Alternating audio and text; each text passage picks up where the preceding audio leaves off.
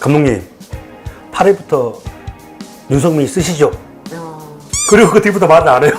상삼이 뒤에 누가 던질 건데, 상삼이를 안 던지게 하고 혜영이를 던지게 하면 되잖아요. 네. 결론적으로 보면은 계속 그럼 땜빵 야구를 계속 하는 거잖아요. 그렇죠. 보호는 못 해주지 막요. 네. 오일트를 시킨다고? 기영이는 그거 한번 더 가벼운데요. 계속 이러고 있고 혜영이도 계속 그러고 있고. 네.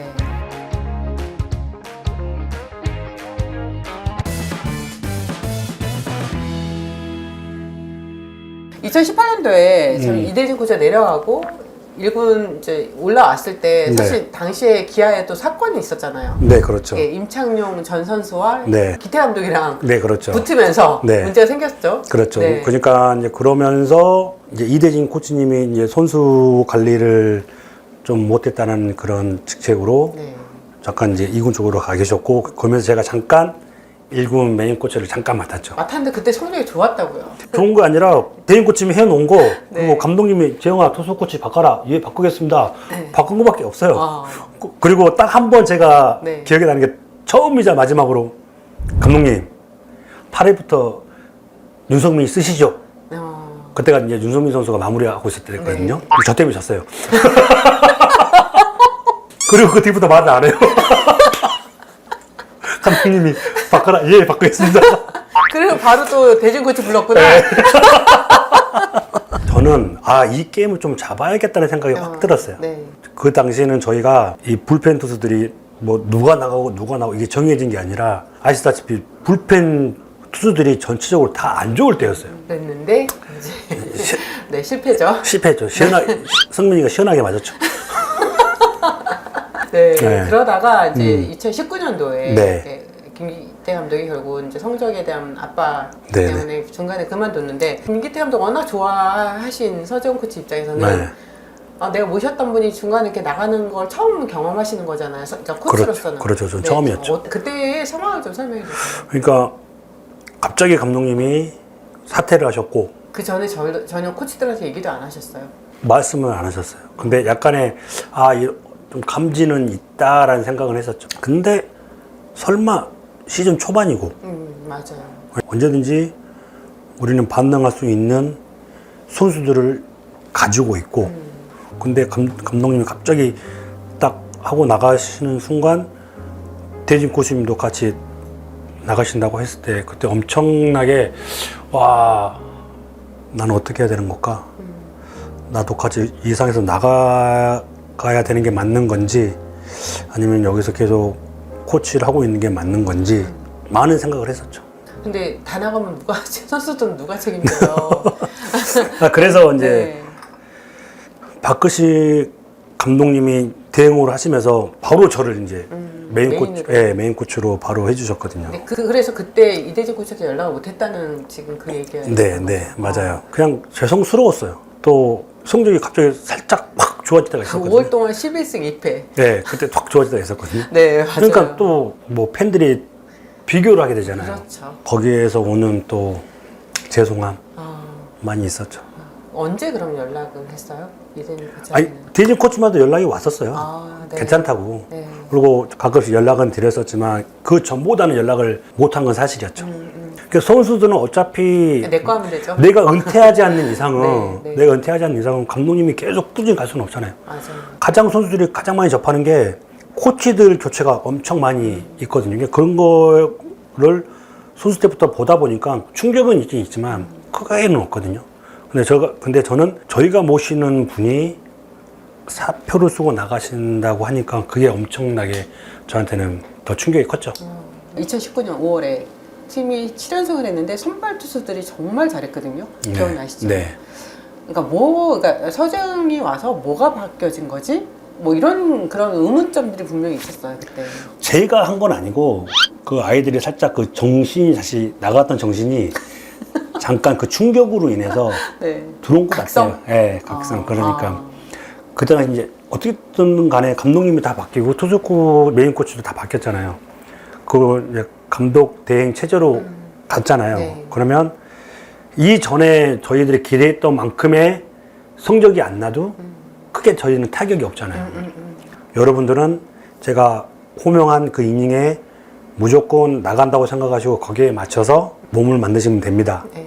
그리고 선발 투수들은 최대한대로 던질 수 있는 이닝, 투구수는 최대한대로 끝까지 가는 걸로 생각을 하고 될 수 있으면 끝까지 그 투구수를 던지게끔 할 거니까 거기에 잘 몸 만들어 달라고 그런 주문했었죠. 네. 네. 그러면서 이제 뭐 하준영 선수 2년차 당시 2년차였는데 네. 하준영 선수가 기복은 있었지만 네. 150km 이상을 던지는 자완 네.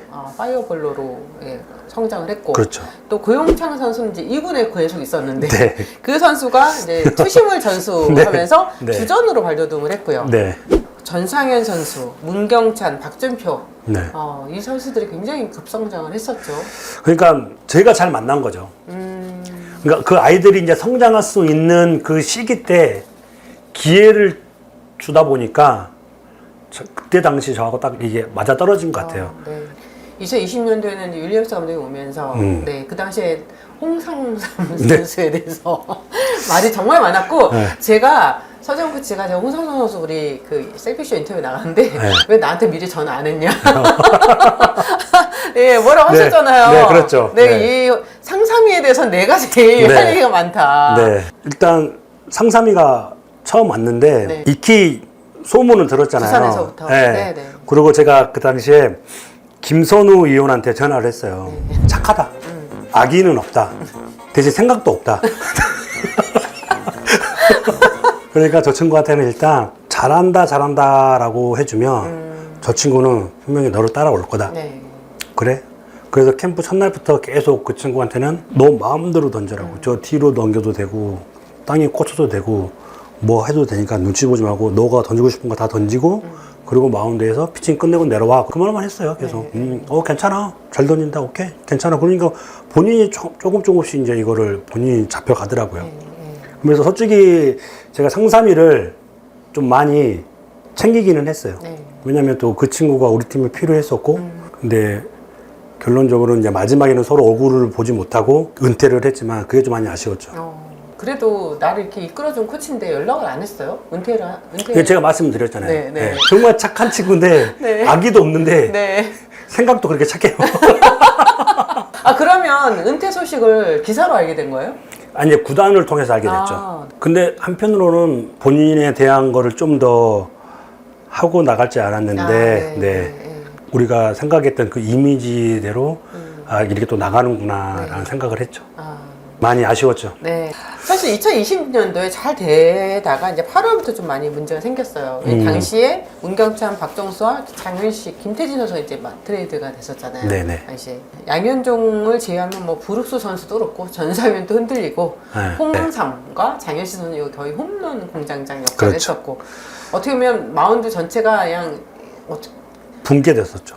저희가 전반기에 확 달려가다가 저희가 조금씩 흔들렸던 게 아마 이제 6월 말부터 해가지고 이게 조금씩 이제 오기 그런 보였었죠.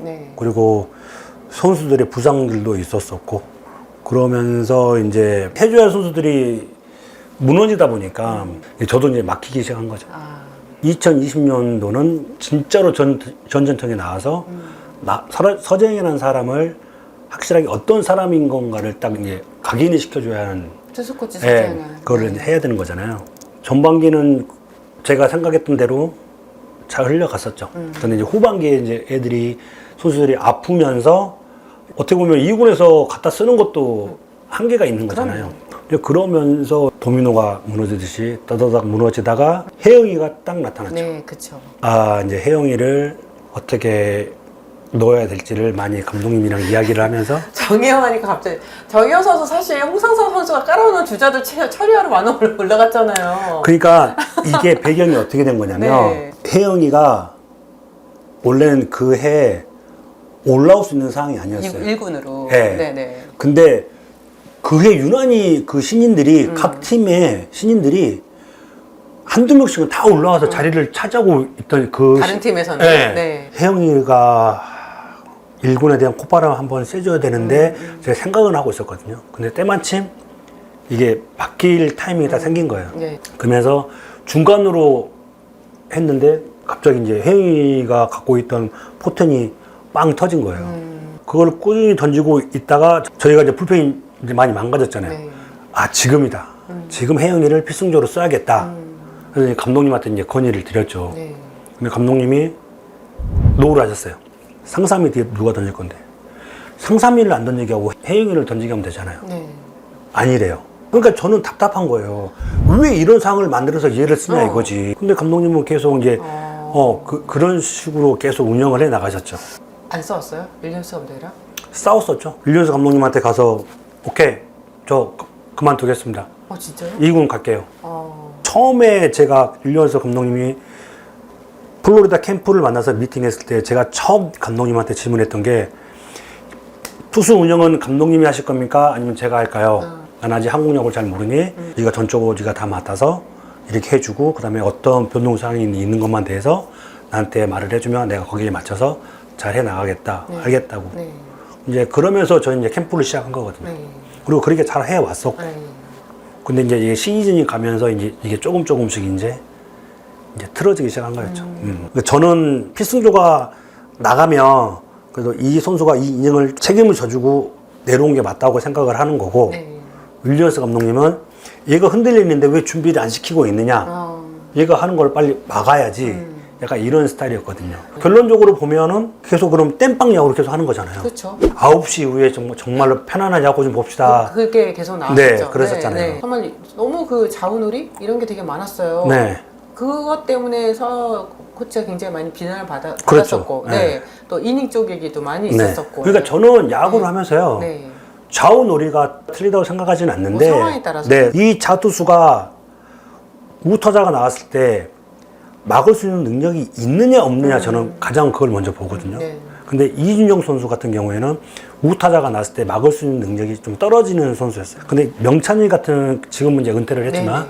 그 선수는 좌우 상관없이 다 막아줄 수 있는 선수였어요. 근데 명찬이는 기복이 심한 투수였고 네.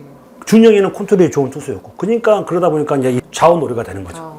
윌리엄스 감독이 일반적인 메이저리그 출신의 감독의 스타일과 좀 차이가 있어요. 저도 미국에서 하면서 여러 감독님들을 보고 만나보고 했잖아요.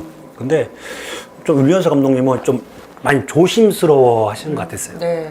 좀 안전하게 가야 되지 않을까라는 좀 그런 야구를 많이 추구하셨죠. 가장 진짜 이건 웃겼던 건데요. 네. 양현종 선수가 마운드에 있었어요. 네. 저하고 감독님하고는 이미 이제 말이 다 맞았어요. 네. 바꾸자. 그래서 제가 이제 마운드 방문을 했는데 제가 실수를 한 게 심판한테 볼을 받고 올라갔었으면 됐는데 네. 그때 제가 2020년도에 버릇이 뭐였냐면 마운드 먼저 올라가서 교체한다, 고생했다. 그리고 불펜을 한번 보고 네, 준비됐습니다. 그래도 난 좀 더 시간을 끌어주기 위해서 심판이 뭐 어떻게 하실 겁니까? 아예 바꿀게요. 그때 저는 이제 네. 그때 이제 그런 식으로 바꿨거든요. 네네. 그날도 마찬가지예요. 네. 현정아 수고했다, 고생했고 안 내려가겠습니다. 저 할 수 있습니다. 막을 수 있습니다. 근데 자꾸 이렇게 이야기를 하니까 네. 감독님도 이제 아시잖아요. 네. 감독님이 이렇게 하시더라고요. 나오라고. 그리고 나서 이제 게임 끝나고 제가 이제 감독님 방으로 불려 들어갔죠. 네가 뭔데 독단적으로 교체를 안 해? 네. 감독님도 중계라고 있는데 이렇게 할 수는 없잖아요. 그러니까 에이스다 보니까 오케이 던져라고 해줘. 네. 그리고 게임이 끝나자마자 저를 바로 부르셨어요. 이겼죠. 그날 게임이 졌나? 기억이 잘 안 나요. 하도 욕을 많이 얻어먹어서. 2021년 퓨처스 네. 투수 코치로 네. 내려갔죠. 네. 이렇게 좀 보직이 자꾸 바뀌면 어때요? 그러니까 저는 정말 공부를 많이 했어요. 공부가 저한테 많이 됐어요. 네. 2군에 제가 하면서 또 많은 걸 또 느꼈어요. 아, 이 어린 선수들이 이런 마음으로 지금 야구를 하고 있고 이런 생각으로 야구를 하고 있구나라는 거를 어떻게 보면 제가 2군에 있는 선수라고 소통할 수 있는 기회가 거의 스프링 캠프 아니면 정말로 저 선수 이름이 뭐야? 이렇게 할 정도로 진짜로. 근데 2군에 딱 와서 그 어떻게 해야겠다는 그 생각들을 같이 막 이야기를 하다 보니까 이런 생각들을 잘 많이 들어줘야겠다는 생각을 엄청 많이 했어요. 팬들이 막 적어놓은 거예요. 일단 반박자 느린 투수 교체. 네. 네. 그리고 데이터를 보지 않는 거 정말 네. 문제고. 그다음에 성적도 보지 않고 7, 8, 9에 전상인, 장현식, 정혜영을 고집하다가 경기 날려먹은 게 한두 번이 아니고 패전조 추격전 더 심각했고 8월에 부침을 겪던 정혜영을 계속 마무리를 기용을 했고 네. 일단 10월 26일 잔류군 코치로 내려갔습니다. 네. 그러니까 결론적으로 그 선수들이 다 해줘야 할 선수들이었어요. 그리고 작년에가 정말 엄청 심했던 것 같아요. 22년도도 그렇고, 네. 그때도 그렇고, 이제 그때부터 막 이제 데이터에 대한 지표가 들어오면서 엄청나게 이제 많은 이야기를 들었죠. 네. 저는 그렇게 생각을 해요. 그 믿음을 줌으로써 본인들이 지금 상황은 못하고는 있지만 자꾸 이런 믿음으로 줌으로써 그 슬럼프에 빠졌던 그 시간대가 더 빨리 올라올 수 있다고 저는 생각을 해요. 네. 그리고 그 선수들한테 믿음을 주지 못하면 또 다른 선수를 저희가 찾아야 되는 거잖아요. 그러면 저희 같은 경우에는 뭔가 5강이라는 데를 계속 부여잡고 올라가야 되는 상황이었기 때문에 다른 팬들이 보시기에 또 다른 관계자들이 보시기에는 뭐 공부를 안 하는 투수 코치로도 볼 수도 있고 실력이 없는 투수 코치로도 보일 수가 있고 자기 멋대로 하는 투수 코치라고 분명히 보일 수가 있을 거예요. 뭐 또 투수 교체가 왜 이렇게 반박자가 늦냐. 그런데 그 상황에 이야기를 못하는 저희들만의 또 속사정이 있어서 그래서 저도 인정을 해요. 이 지표랑 이거랑 맞췄을 때 분명히 나가면 안 되는데 그래도 얘가 나가서 막아주기를 바라는 거고 이제 그러면서도 이제 계속 이제 감독님과 저하고 이제 계속 그런 식으로 이제 투수 교체 타임을 잡고 그렇게 생각을 하죠. 잔류군 코치가 메이저리거 출신 2명이 있었어요. 살벌했죠. 처음일걸요? 어느 팀에서도 볼 수 없었다. 10개 구단에 아마 처음일걸요? 네, 뭔가 1군에 있어야 될 코치들이 왜 여기에 있지? 좀 그런 시선이 좀 많았잖아요.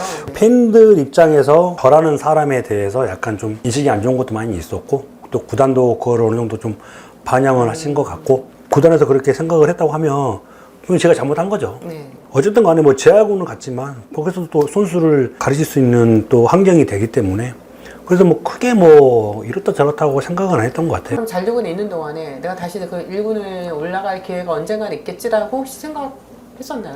아니요, 저는 솔직히 말씀드리면 제야구 선수들을 좀 가르치고 있을 때 거기 좀 푹 빠져 있었어요. 와, 제야구에 있는 선수들은 야구를 하려고 제야를 하고 있는 거구나. 여기서 몸을 만들면 야구를 할 수 있어. 야구를 할 수 있으면 2군으로 갈 수 있어. 이 꿈의 단계가 다르더라고요. 네. 저도 뭐 재활을 해봤지만 2년 정도 재활을 해봤지만 참 여러 가지 생각을 많이 하게 됐어요. 제야군에서 많은 투수들 만났을 텐데 이 선수는 제야군에서 안 만났으면 하는 혹시 그런 선수가 있었을까요? 김도영, 나성범, 장현실, 네. 혜영이도 그렇고, 그렇죠, 그다음에 전상현이도 그렇고, 네. 한 곳씩은 다 좀 부상을 안고 있는 친구들이라 거의 대부분 선수들이 사실 그렇죠. 아픈 게 많죠. 네, 그렇죠. 근데 네. 그게 참고 뛸 수 있을 정도냐, 그렇지. 아니면 수술을 해야 되냐 이 차이인 거잖아요. 네. 이 상황에 푹 빠져서 지내다가 네. 그런 2023년 6월에 29일이죠. 네. 다시 1군에 부름을 받죠. 네. 그날이 아마 내 한병에서 네. 점심을 먹고 감독님이 같이 갔으면 좋겠다 그러셔가지고 게임 전까지 올 수 있느냐 그러시더라고요. 네. 3시까지 가겠습니다. 한병에서 광주 경기였어요. 네네. 네. 그리고 1군의 마운드 상황을 딱 봤을 때 네. 내가 어떤 뉴스나 아니면 팀에서 들었던 거랑 좀 많이 차이가 있었어요? 처음에 올라가서 아무 말도 안 했어요. 그러면서 처음으로 제가 리베라에서 전체 투수들을 모아놓고 커피 타임을 가지면서 이제 이야기를 했었죠. 뭐가 문제인 것 같냐? 코치님은 솔직히 잘 모르겠다. 여러분들이 좀 갖고 있는 고충이 뭔지를 나한테 말을 해주면 이걸 내가 감독님한테 가서 할 수 있을 이야기면 내가 감독님한테 가서 건의를 하고 이건 내 선이 아니면은 코치님은 다른 사이트로 들어가서 말씀을 해서 건의를 할게. 이제 그러면서 이제 선수들이 이제 한 가지 두 가지 이제 막 이런 이야기를 하면서 그래 알겠다. 코치님이 했던 거 다시 한번 들어가 보자. 네. 이제 뭐 어쨌든 간에 성적은 좀 오락가락했지만 네. 근데 제가 봤던 그 선수들의 모습은 나오기 시작했어요. 네. 서코치가 1군에 다시 복귀를 했을 때 이제 임기영 선수랑 정현 선수 8월 달이었죠. 5연투를 한 적이 있었어요. 이렇게 5연투는 사실 있을 수 없는 일 아닌가요? 그러니까 이게 네. 5연투라고 하는데 중간에 휴식이 있어요. 네, 있죠. 네. 네. 저는 솔직히 지금도 생각을 해보지만 저는 괜찮다고 생각을 해요. 상황에 맞게끔 투구수 조절을 해줬었고 한 번 쉬고 또 연투가 들어갔거든요. 그리고 이제 막 이제 탄력을 받아서 막 올라갈 수 있는 그런 상황이었어요. 근데 이미 기영이는 제가 이제 올라오기 전부터 이제 이슈가 엄청 네. 돼 있는 상황에서 또 서정현은 코치 다시 또 올라왔는데 보호는 못 해주는 막요. 네. 오유투를 시킨다고? 네. 이걸 시킨다고? 이랬죠. 예. 그래서 또 이것 때문에 이제 신지학 단장님하고도 좀 미팅을 가진 적이 있어요. 저는 투수들을 쓸 때 우리가 필요할 때는 3연투도 가능하다고 저는 생각을 합니다. 그리고 뭐 4연투는 이건 정말 무리지만 그 5연투를 말씀을 하셨는데 하루를 쉬어주고 원래는 이 선수들을 뺐었거든요. 네. 뺐는데 선수가 던질게요. 이슈가 너무 크게 될 것 같다. 그리고 코치님도 이거 아닌 것 같다. 빼자. 아닙니다, 코치님. 던지겠습니다. 안 된다니까. 빼자니까. 아니요, 코치님. 그럼 제가 캐치볼 하고 또 말씀을 드릴게요. 아니, 캐치볼도 쉬어. 하고 나서 우리는 둘 다 던지겠습니다. 안 된다고. 이미 감독님한테 다 통보했어. 안 됩니다. 이렇게 솔직히 말씀드리면 그 다음까지 던질 거라고 생각을 못 했어요. 오케이, 그러면 하루 이날만 던진다고 하니 이날만 좀 고생 좀 해주라. 지금 상황이 안 좋은 상황인데 여기서 지금 우리가 지금 계속 분위기를 맡고 있으니까. 근데 이제 거기서 이제 같이 들어가게 된 거죠. 그 다음 날까지. 기영이는 그 다음 더 가벼운데요. 계속 이러고 있고.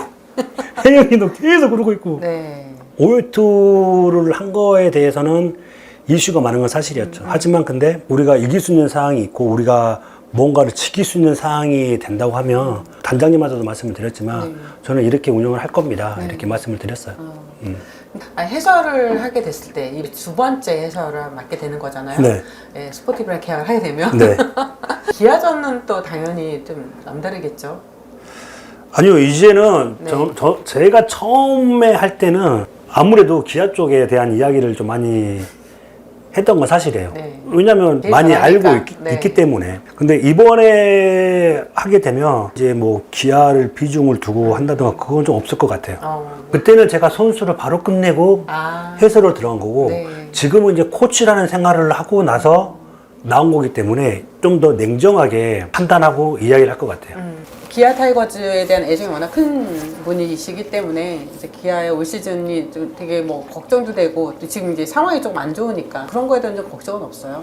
일단 지금 현재 주장을 누가 맡지는 모르겠지만 그 선수가 잘 팀을 이끌어 가야 된다고 생각을 하고 그리고 지금 이제 가장 중요한 거는 코칭 스텝이 좀 더 적극적인 모습을 보여야 되지 않을까라는 생각을 좀 하고 있습니다.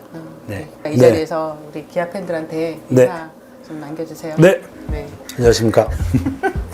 뭐 지금은 뭐 기아에 나와 있지만 그래도 제가 있는 동안 지금까지 저를 많이 응원해 주신 팬 여러분께 너무 감사하고요. 그리고 뭐 제가 영영 떠나는 건 아니기 때문에 제가 또 다른 공부를 하러 또 해설 쪽으로도 좀 컨택을 하고 있으니까요. 많이 응원해 주시고 제가 돌아온 그 날까지 뭐 타이거즈도 물론 저도 마찬가지로 많은 응원 부탁드리겠습니다. 감사합니다.